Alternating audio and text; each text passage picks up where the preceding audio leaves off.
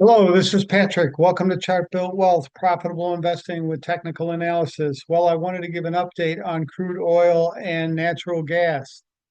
Before I do that, if you're interested in gold and silver, please take a look. I posted this video 2 days ago.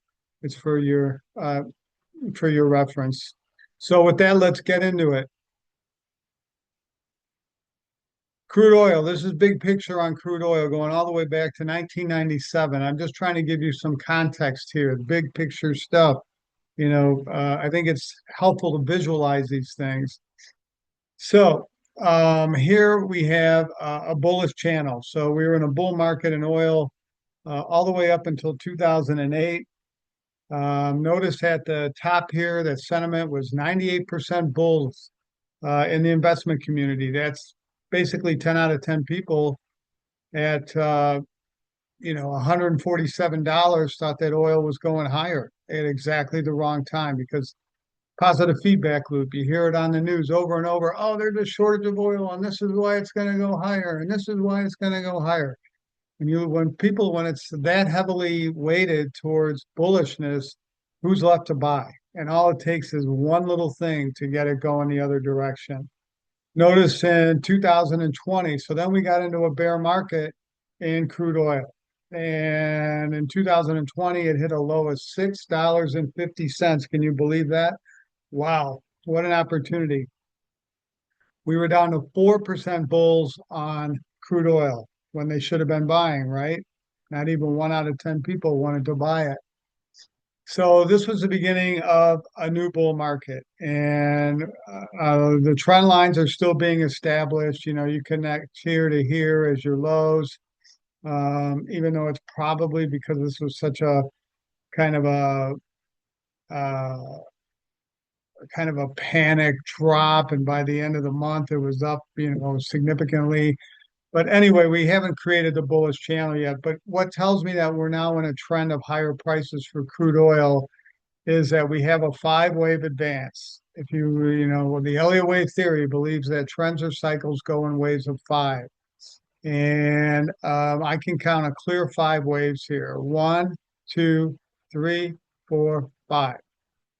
When we got up to the top there, when I'm seeing five waves, I look over and 9 out of 10 people wanted to buy oil up here. And I'm saying, oh, I don't know. That doesn't look too good. So then we got a wave two correction. One, three, and five will be in the direction of the bigger trend. Two and four will be counter trend reactions. That's what makes investing so hard. Nothing goes in a straight line. So we had corrections. We had a corrective wave two for 3 years, 3 years plus. But the reason why I know this is corrective is because of all the overlapping waves. You notice in the motive wave and the main thrust of a five-wave advance, very little overlap. You can see this thing really was pretty linear. And so this told me this is a corrective wave, and this is actually a bullish wedge. It's a falling, converging trend line pattern that is counterintuitive. You'd think, oh, it's going down. How could that be bullish? Well, that's what this is. So now I believe that we're entering into a third of a third wave. So in this third wave up, we're going to have five waves. And I think we've had our first two. One, two. Next, we'll get a third of a third. And then we'll get a fourth. And then we'll get a fifth to complete the third wave. And then we'll get a couple years of a 4-year correction. And then we'll get another push higher. So at least that is how it looks to me right now. This is big picture stuff. So we're entering a third of a third wave, and people who follow my channel know that I look for third of third waves because they're the most profitable, the most intense. For instance, here is a third of a third from here to here. One, two, three. That went from $16 to 100. That doesn't mean this is, but this should be a really big move. It should be at the least as long as this one. So we're going to take a closer look at this. So here's the wave two correction. And now we're in the third wave. And we got our first wave, our second wave. I thought this was a triangle. It was not. Uh, Prices broke down below that. 2 weeks ago, I suggested buying oil at 76.52. I've been a little bit early. We're currently at 68.82. So, I don't know, maybe we're 7% down on this position, but I'm reiterating my buy. What's really interesting is that we have a gap, and that gap now has been filled. Not only that, but we're coming back to the pattern breakout and we're testing that. So this would be a natural place for the next leg up to start. Another reason why I think there's a higher high coming is that on this first wave, on the wave one high, we got confirmation of that high. There's no negative divergence. This higher high has got way overbought, showing the underlying oomph of of people buying. What I think we'll see is when we get to a higher high, we'll have a lower high on our RSI, relative strength index, which will be flashing a negative divergence and will give us kind of a warning that beware, a change of trend is coming. So that's kind of how this looks. Um, we're going to take a look even closer at this, I believe. Yes. So 1, 2, 3, 4, 5. We actually had a truncated fifth wave where it slightly ended below the third wave. That's okay, no big deal. And then it looked like a consolidation. We had several touches in this, and but we broke below it. And now we're down, filled the gap, down to 10% bulls. Actually, today I think it's closed at like 20% bulls, but it's still a very low. People are very people lost a lot of people lost a lot of money in oil. I did not, but uh, people are throwing in the towel. They're saying, "I'm out of here." You'll notice yesterday we had a small bullish hammer where prices were at the top of the day's trading range. Intraday tried to go lower and then closed back above where it opens. So that would be a bullish hammer. So anyway, and we're getting a positive divergence. We're getting higher lows on our relative strength index. We like to see those. Like on this top, we got lower highs. So that's flashing a caution sign. Beware, a change of trend is coming. The underlying strength of the last high was less. And here we're saying on these down moves, the selling pressure is evading. So it's flashing a caution sign, beware a change of trend is coming, in this case from down to up. Of course, our point and figure pattern doesn't look very good, but you can see the downside. We got a bearish trend line. And we also, but we have met our downside price projection of 83. So that's been satisfied.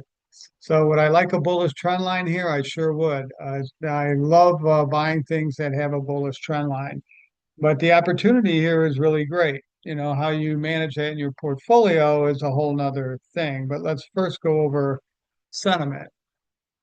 Oh, this is volatility, crude oil volatility.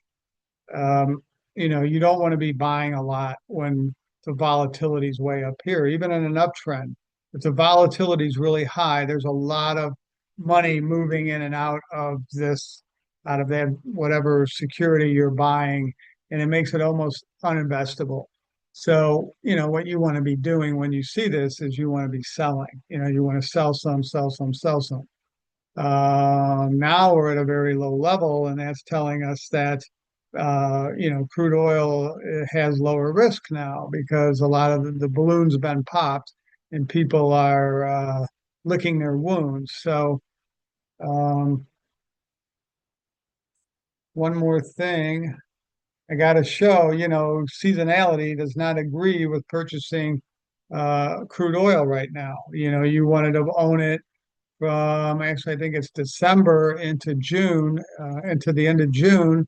And then, you probably don't want to own it. Seasonality is one factor. I've showed you Elliott wave theories, I've showed you sentiment, I've showed you volatility indexes. I've showed you pattern recognition. I've shown you a lot of tools.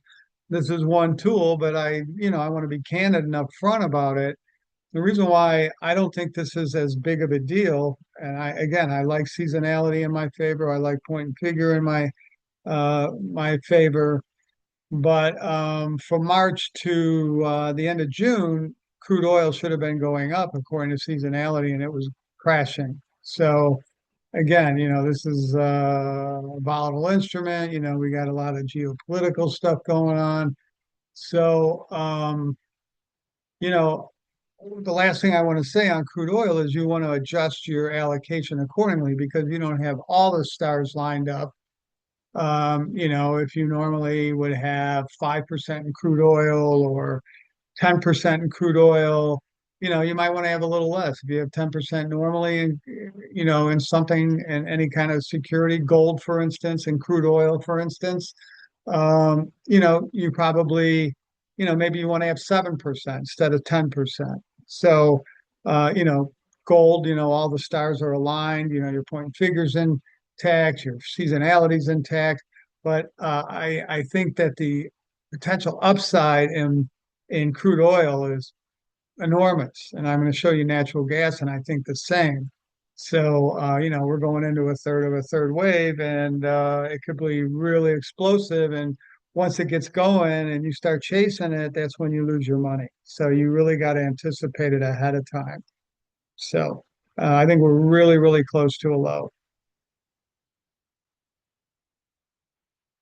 Nat gas, this is a big picture on natural gas. So it kind of looks like crude oil, actually. Only the timing of the end of the bullish channel here was 2005 instead of 2008 for crude oil. But here's your bullish trend. Here's your bearish trend. And again, I believe we're in a new uptrend in natural gas. The reason why is I can see a clear five-wave advance. And so, 1, 2, 3, 4, and 5. I don't have sentiment numbers on natural gas, unfortunately, but natural gas does, I would say, it hasn't, it's had so many fits and starts. I can't imagine that sentiment would be huge in natural gas. But again, I don't have tradefutures.com's data. So this is the top of wave one, first advance in 20 years. And then we got an A, B, C correction, a three-wave correction, five waves, and counter trend waves, you get three waves or some sort of consolidation. And I can even see a small five-wave advance here. Where are we going next in our big third wave?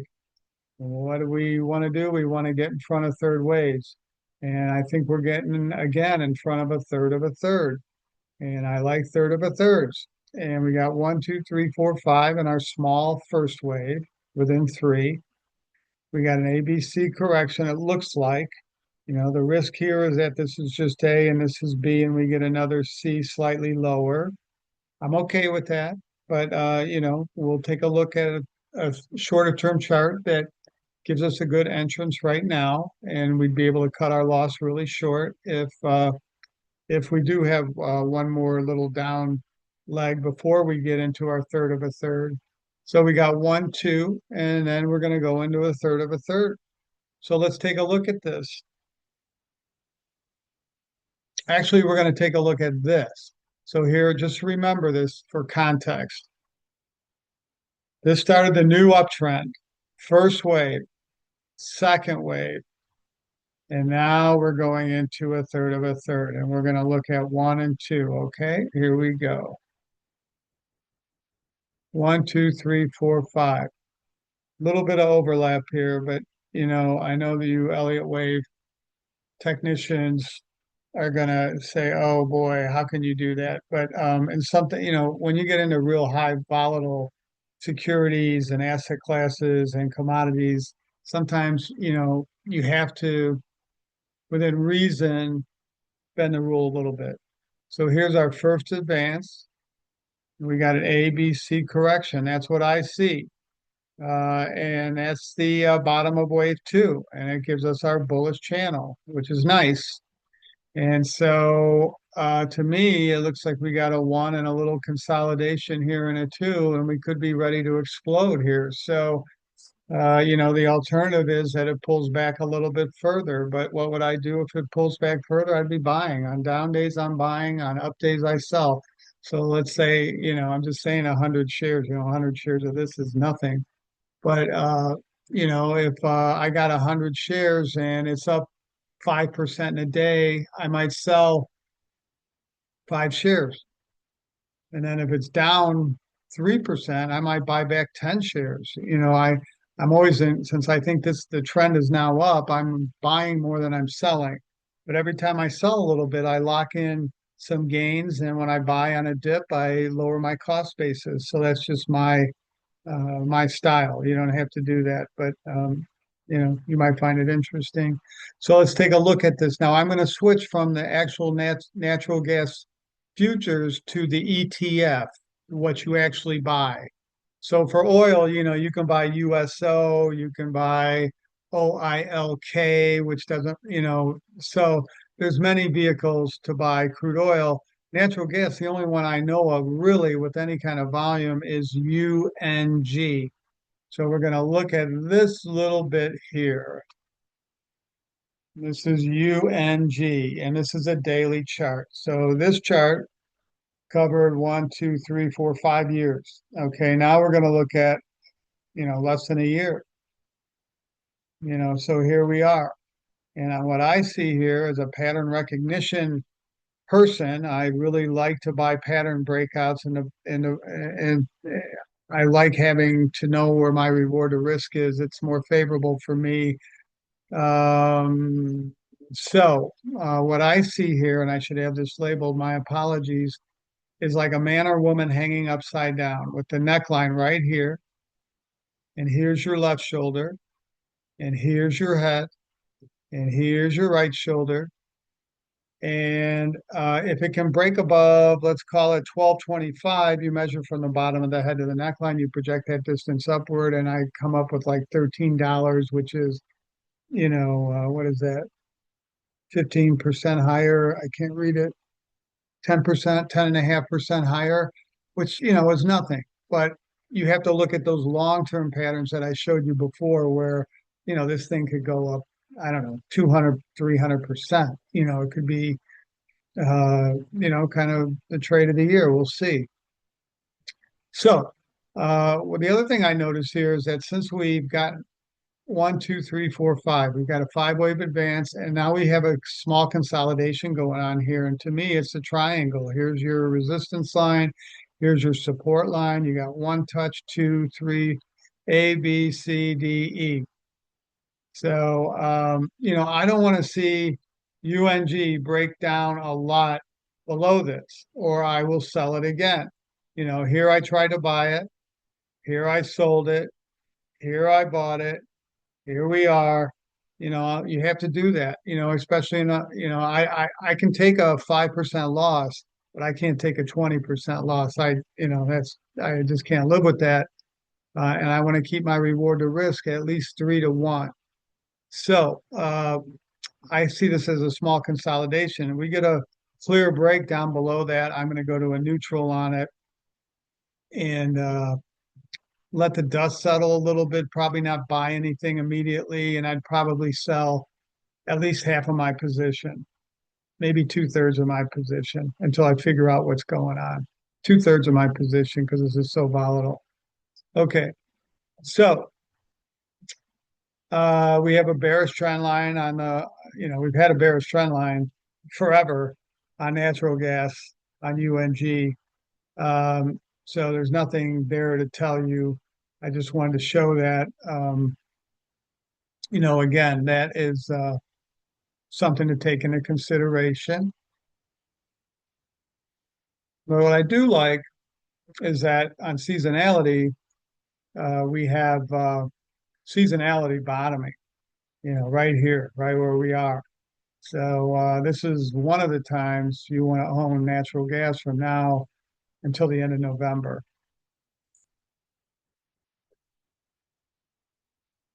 I will post the previous video that I did on it for your reference. Thank you for watching Chart Built Wealth, profitable investing with technical analysis. Please like and subscribe. I stick my neck out there every time I do